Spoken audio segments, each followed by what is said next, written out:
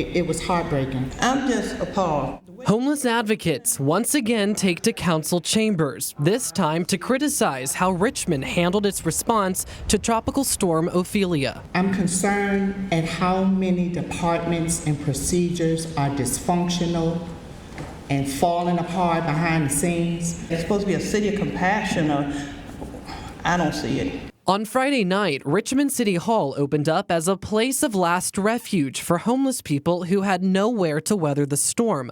But while we were out there that night, we talked to multiple folks who you see right here, who said they were not allowed inside because the space had reached capacity, like this mother and her child. It's very sad and surprising because I thought that, we were all supposed to come around 5 o'clock, and then it's like everything is already at capacity. Though Mayor LeVar Stoney's administration claims that they did not turn anyone away, rather just didn't have capacity for some people's needs. Now, following this weekend, several council members all have the same question. What is the plan? We have a plan in place.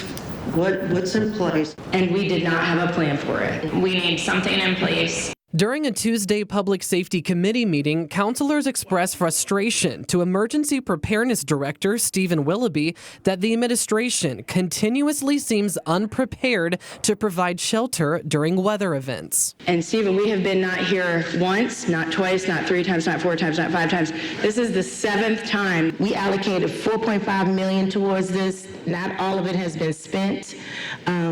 We've given you guys the money, so we need you guys to reassure us that this is going to happen. Among their other concerns, city employees who are not trained to deal with the homeless should not be staffing emergency shelters, and City Hall, which provided no overnight beds, is not an ideal location for it.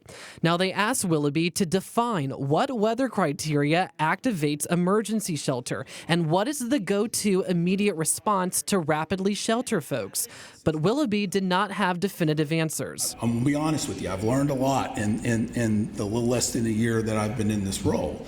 And there's lots of plans that are being baked that we need to get across the line. I just ask for me, just on my behalf, just have a little patience with me, but we're working through these. Deputy Chief Administrative Officer Tracy DeShazer later joined the meeting and defended the city's efforts. It is worth noting that we do have limited space and resources, and so we did what we had to do, and we are very proud of what we were able to do to support, again, 40 individuals for a sustained period over the course of the entire weekend. Ultimately, Stephanie Lynch suggested the moral priorities of the council versus the mayor's administration are at odds. I think the fundamental challenge that we have as a city is whether or not it is our moral obligation to shelter people in emergent weather situations.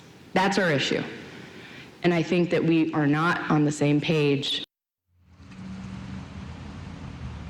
Now, administration officials say they are preparing to present an ordinance that would address some of these issues next month in October. Here in Richmond, I'm Tyler Lane, CBS 6 News.